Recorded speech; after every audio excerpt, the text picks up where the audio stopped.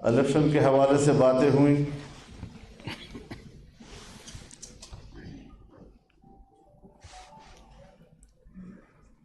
2018 کے الیکشن کے بعد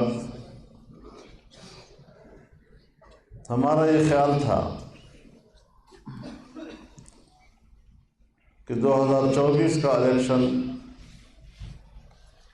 منصفانہ اور شفاف ہوگا.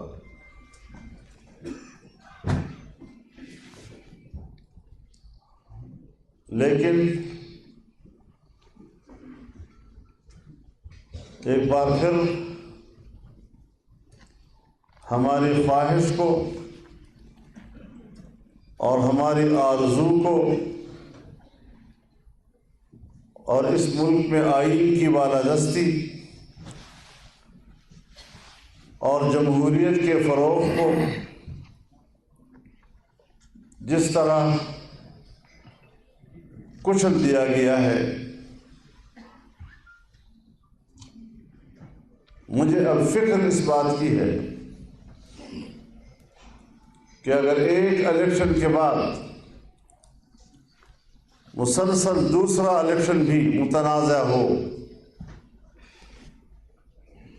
تو پھر پارلیمان کی اہمیت کیا ہوگی؟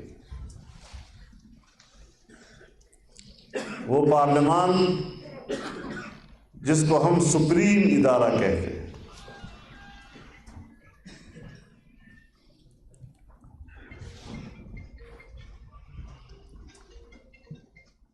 جس میں عوام کے براہ راست نمائندے بیٹھتے ہیں،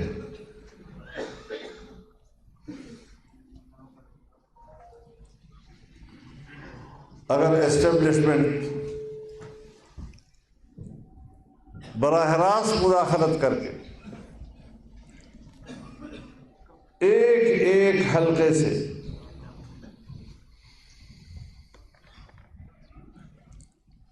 اپنی مرضی سے نمائندوں کو چنے گی تو پھر ظاہر ہے کہ وہ عوام کا نمائندہ نہیں ہوگا.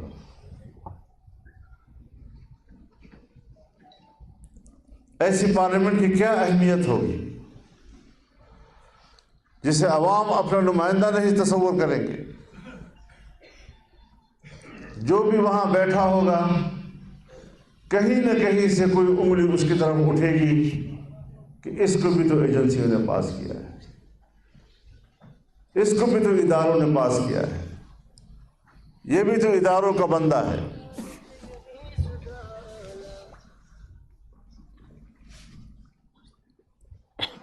ابھی بات ہوئی کہ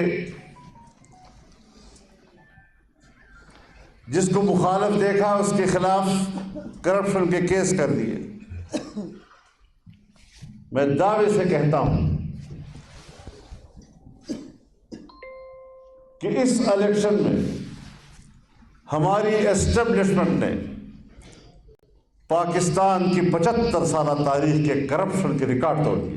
بے شک. شیم شیم شرم آنی چاہیے. شیم.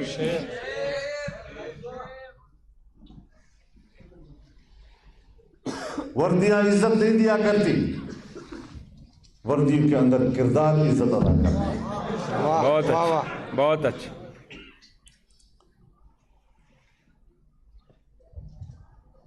کم از کم جمعیت علماء اسلام اس کردار سے اپنی لا تعلقی کا اعلان کرتا ہے. بے شک.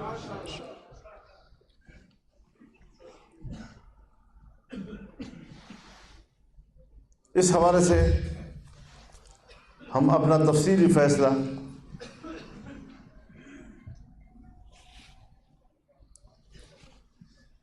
مرکزی مجلس عاملہ میں دے چکے ہیں اور اس کو عوام تک پہنچا بھی دیا ہے. ہم جمہوریت کے علمبردار ہیں. ہمارے بزرگوں نے اس آئین پہ دستخط کیے ہیں، اس آئین کے بانی ہیں.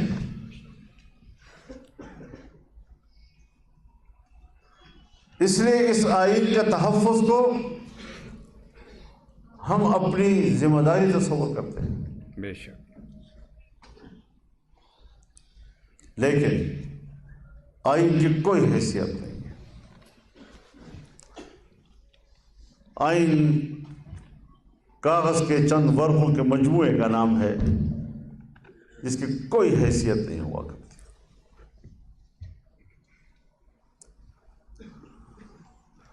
جمہوریت اپنا مقدمہ ہار رہا ہے. وہ جمہوریت کہ جو ہمارے آئین کے تحت وہ قرآن و سنت کے تابع ہے، اور اکثریت کو بھی یہ حق حاصل نہیں کہ وہ قرآن و سنت کے منافی فیصلہ دے سکے. ہم کیا جواب دیں گے دنیا کو؟ حاکمیت اعلیٰ تو اللہ رب العالمین کی ہے، لیکن یہاں تو حاکمیت اعلیٰ ہمارے پارلیمنٹ کی بھی نہیں ہے. ہمارے ملازمین کی حاکمیت ہے.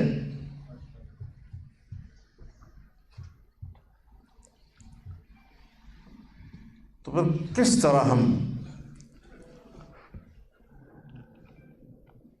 اس نظام کے ساتھ چلیں گے؟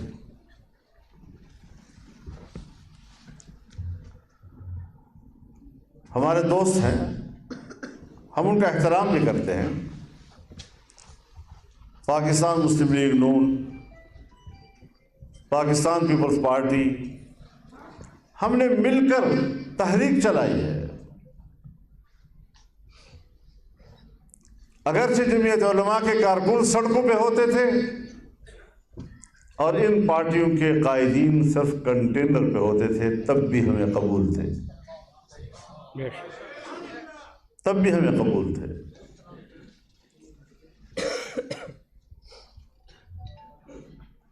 میں آج ان سے ایک مؤدبانہ سوال کرنا چاہتا ہوں کہ 2018 میں بھی آپ کا یہی مینڈیٹ تھا اور 2024 میں بھی آپ کا وہی مینڈیٹ ہے. کچھ سیٹیں اوپر نیچے ہو سکتی ہیں، لیکن اسی مینڈیٹ کے ساتھ آپ نے اس وقت کہا تھا دھاندلی ہوئی ہے، اور آج کہتے ہیں الیکشن ٹھیک ہوا.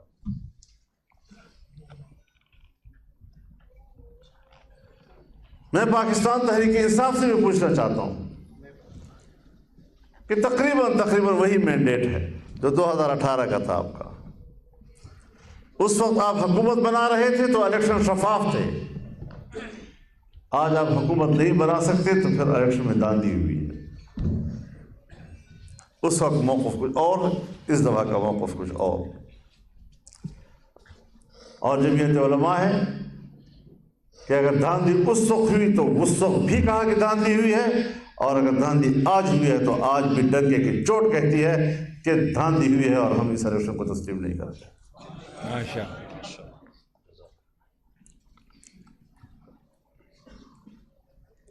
آگے چلنا ہے ہم نے. یہ ملک کسی کی جاگیر نہیں ہے. ہاں، جب پارلیمنٹ اہمیت کھو بیٹھی اور بظاہر ایک بنی بنائی پارلیمنٹ جو عوام کی منتخب نظر نہ آئے، اس پر تحفظات ہوں، تو پھر سوچنا تو جائز ہے نا ہمارے لیے کہ پھر ہم آئندہ کے لیے اس پارلیمنٹ کی سیاست کا حصہ بنے یا نہ بنے. پھر ہم پارلیمانی سیاست کریں یا نہ کریں.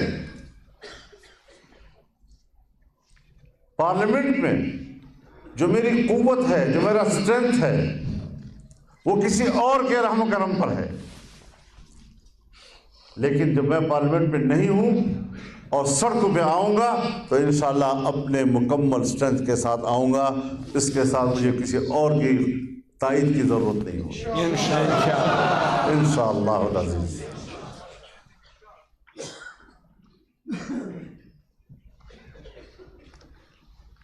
ہمیں اللہ کا سہارا لے کے چلنا ہے.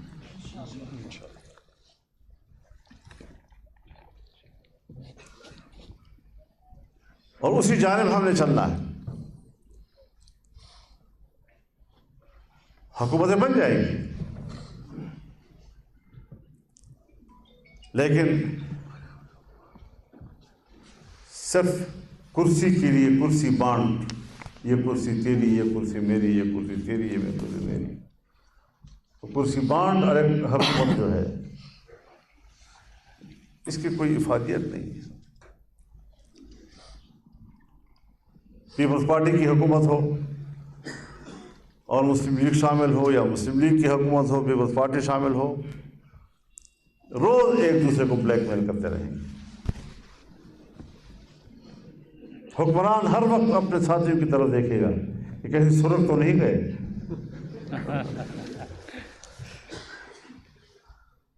آئے روز اس کے اپنے ہی حلیف اور شریک حکومت کے مطالبات آتے رہیں گے، اور وہ پورے کر سکیں گے یا نہیں کر سکیں گے کچھ معلوم نہیں۔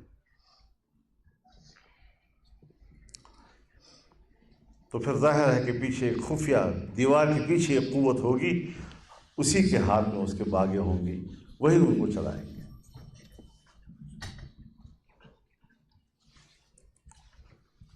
تو اس حوالے سے ہم پھونک پھونک کے آگے جا رہے ہیں۔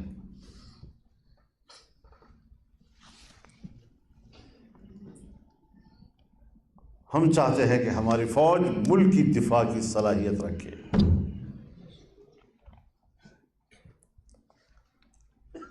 بیرونی دشمن تو دور کی بات، ہم تو 20 سال سے ملک کے اندر کی دہشت گردی کے خلاف ان کی جنگ کو دیکھ رہے ہیں۔ دہشت گردی بڑھ رہی ہے اور ان کی جنگ ختم نہیں ہے۔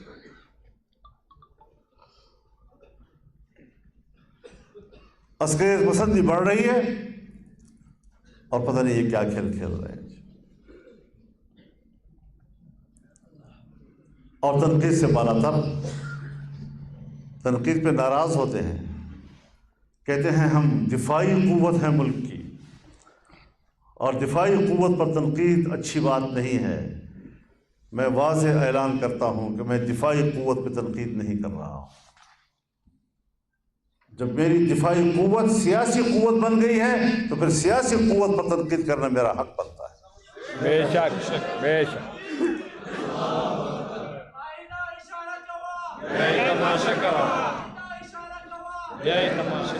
وہ دفاعی قوت رہیں گے سر کا تاج، آنکھوں کے پلکیں، آنکھوں کی پلکیں کبھی آنکھوں پہ بوجھ نہیں ہوا کرتی۔ بے شک۔ لیکن اگر پلکوں کا ایک بال بھی اپنے حدود سے آنکھ کے اندر گرتا ہے، پلکیں باہر سے دفاع کرتی ہے، باہر کی کوئی چیز مصیبت جو ہے آنکھ کی طرف نہ آئے، لیکن اگر پلکوں کا ایک بال آنکھ کے اندر خود چلا جائے تو پھر وہ گلا کرتی ہے، آنسو بہاتی ہے۔ اگر آنسو بہا کے بھی وہ نہ نکلے تو پھر اس کو نکالنا پڑتا ہے۔ بے شک۔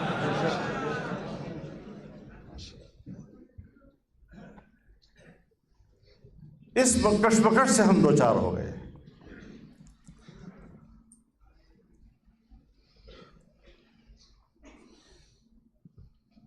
یا کسی پارٹی کا ہم کوئی کمپین دیکھ ہی نہیں رہے، اور اگر ہمارے خلاف کوئی کمپین چلا رہا ہے تو ان کی سیکورٹی فورسز ان کے ساتھ ہیں، پورے پروٹوکول کے ساتھ،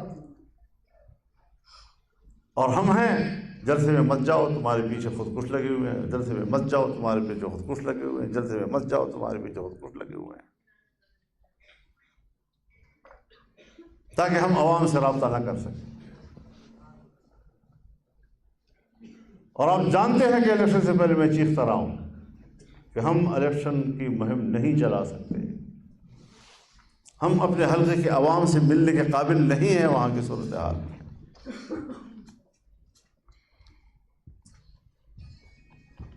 تو پھر یہ دن سے دیکھنا پڑے گا، لیکن یہ دن دیکھ کر کیا ہم ہتھیار ڈال دیں اور پارلیمنٹ اتنی بڑی مجبوری ہماری بن جائے کہ اس کی ممبرشپ کے لیے ہم بوٹ چاٹتے رہیں؟ واہ واہ۔ للکار ہے قائد جمعیت تیری بصیرت کو، میرے کانوں کو نقصان نہ پہنچاؤ۔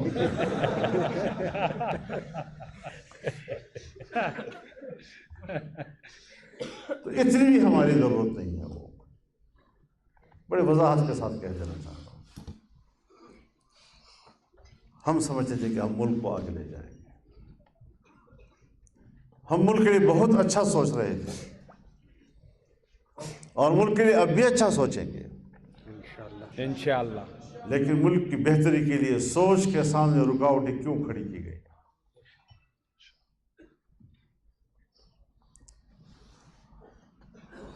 اور میں انشاءاللہ دوسرے صوبوں میں بھی جاؤں گا. وہاں کے جنرل کونسل کے ساتھ بھی میں ملوں گا, ان کو اعتماد ملوں گا.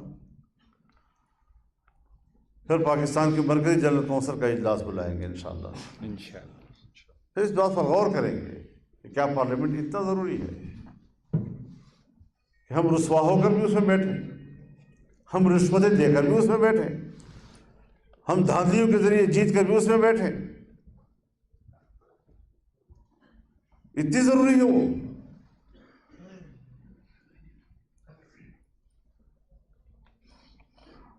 جو پارلیمنٹ ایک چھوٹی سی قانون سازی کا اختیار نہیں رکھتی, قانون بھی بھیج کر کہا جاتا ہے یہ قانون پاس کرنا ہے, اور پھر ہم وہ قانون پاس کرتے ہیں, تو پھر وہی ملک کو چلائیں. لیکن ساتھ ساتھ میں یہ بھی واضح کر دینا چاہتا ہوں کہ یہ ملک ہمارا ہے. اس ملک کا نظام, اس کو چلانا, اس کی حفاظت کرنا, اس کو نظریاتی حوالے سے قرآن و سنت کے ہم آہنگ بنانا, یہ ہماری ذمہ داری میں سے ہے.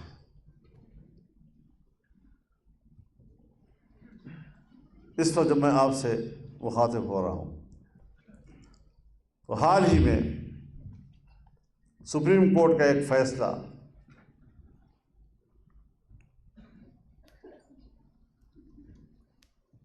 جو 1919 میں ایک جرم اور پھر اس کے بعد اس کے خلاف ایک FIR درج ہونے کے بعد آج سنایا ہے انہوں نے.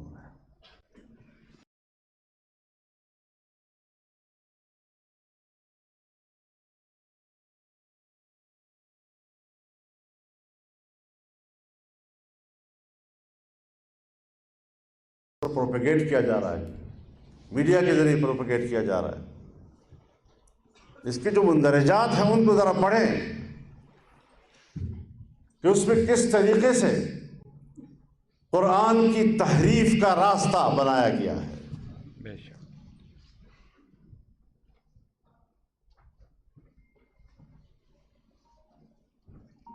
اور قرآن سے جو حوالے دیے گئے ہیں, تمام علماء کرام بیٹھے ہوئے ہیں, میں سب کو چیلنج کرتا ہوں, پڑھو ذرا اس قرآن کی آیت کو, تفاسیر کی روشنی میں پڑھو, احادیث کی روشنی میں پڑھو. کیا اس کی تطبیق یہ ہے جو ہمارے جج صاحب نے کی ہے؟ نہیں. یہ تطبیق ہے ہی نہیں اس کی. اور بار بار یہ کہنا کہ قرآن نے یہ کہا, قرآن نے یہ کہا, قرآن نے یہ کہا, اس کا بھی ایک میسج جاتا ہے, اس کا بھی ایک میسج جاتا ہے کہ جو لوگ کہتے ہیں کہ صرف قرآن ہی دلیل ہے, حدیث اور سنت کوئی دلیل نہیں, کچھ میسج اس طرف بھی جا رہا ہے. بے شک. یہ فتنے بھی تو ہمارے ہاں ہیں نا. جی ہاں, غامدی سوچ. اور اس پر ہم نے اپنے وکلاء سے بات کی, دانشور حضرات بیٹھے ہیں, ہم انشاءاللہ ریویو میں جائیں گے اور جمعیت علماء اسلام فریق بن کر جائیں گے انشاءاللہ. وکلاء حضرات ہماری رہنمائی کریں گے. اجازت ہے بھائی, اجازت کس بات کی ہے؟ اگر عیسائی ہے اور عیسائی اپنے گرجوں میں یا اپنے اسکول میں اپنے ہی لوگوں کو تعلیم دیتا ہے، کس نے پابندی لگائی اس کے اوپر؟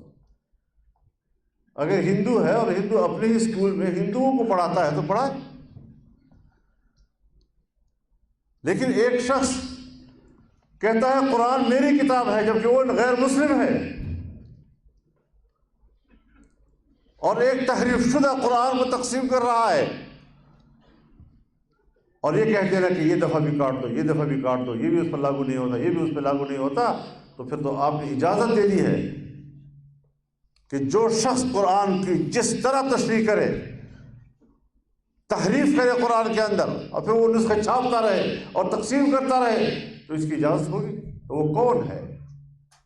جو ہے کون جو قرآن کی تحریف بھی کرتا ہے اور تحریف شدہ قرآن کو کہ پھر تشریح بھی کرتا ہے اور پھر اس کو پھیلاتا بھی ہے؟ وہ ہے کون ہمارے اندر؟ وہ ہمارے اندر سوائے قادیانی اور کوئی نہیں۔ بے شک بے شک بے شک۔ یہ قرآن کی توہین نہیں ہے؟ قرآن میں تحریف قرآن کی توہین نہیں ہے؟ لا اکراہ فی الدین کا یہ مطلب ہے کہ قرآن میں تحریف کرو تو لا اکراہ، انا للہ و انا الیہ راجعون۔ تو میرے محترم دوستو، ہمارے ملک میں جو کچھ ہو رہا ہے اس کا بظاہر ہمیں کوئی حل اب نظر نہیں آ رہا ہے۔ قوم نے خود اٹھنا ہے۔ غیر ممکن ہے کہ حالات کی گتھی سلجھے، غیر ممکن ہے کہ حالات کی گتھی سلجھے۔ اہل دانش نے بہت سوچ کے الجھائی ہے، بے شک، اور اس کی علامات بھی نہیں ہیں۔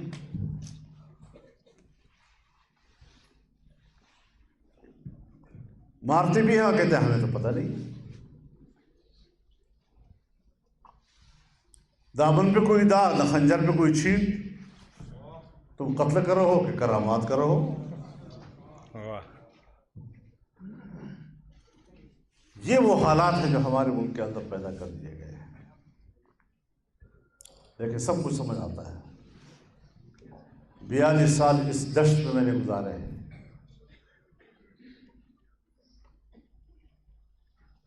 یو آرام تو میرا تو معلوم تھا۔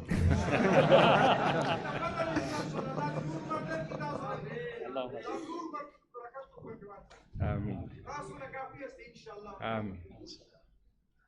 تو ہم نے اپنے اکابر کی تاریخ کو بھی پڑھا ہے، اور اگر اکابر کی تاریخ گزر گئی ہے اور آپ کو بھول گئی ہے تو ابھی گزشتہ 20 سالوں کا بھی مطالعہ کر لیں جو آپ کے سامنے گزرے ہیں، آپ کی زندگی پہ گزرے ہیں۔ بے شک۔ گوانٹانامو بے کی تاریخ، شبرغان جیل کی تاریخ، بڑگرام کے عقوبت خانوں کی تاریخ، یہاں بھی تو استقامت دکھائی گئی ہے، اور آج وفات ہے یا نہیں؟ بے شک۔ تو پھر اپنی تاریخ کو بھی اور اپنے حال کو بھی سامنے رکھیں، اور بجرت اور انشاءاللہ شوق شہادت کے ساتھ میدان میں اتریں گے۔ یہ ملک ہم نے غلامی کے لیے نہیں حاصل کیا، یہ آزاد قوم بننے کے لیے حاصل کیا ہے، اور انشاءاللہ غلام بن کر نہیں جئیں گے، بلکہ اگر ہمیں غلامی کے ساتھ زندہ رہنا ہے تو جائے بھاڑ میں میری 300 سال کی عمر، اور اگر آزادی کا ایک لمحہ مجھے ملتا ہے تو 300 سال سے بھی زیادہ بھاری ہے اور قیمتی ہے۔ ماشاءاللہ۔ اللہ تعالیٰ ہماری مدد فرمائے۔ وآخر دعوانا الحمدللہ۔ بھائی ساتھی تشریف رکھیں، آپ کے لیے محاضرہ کا اہتمام بھی کیا گیا ہے، اسی طرح پریس کے ساتھیوں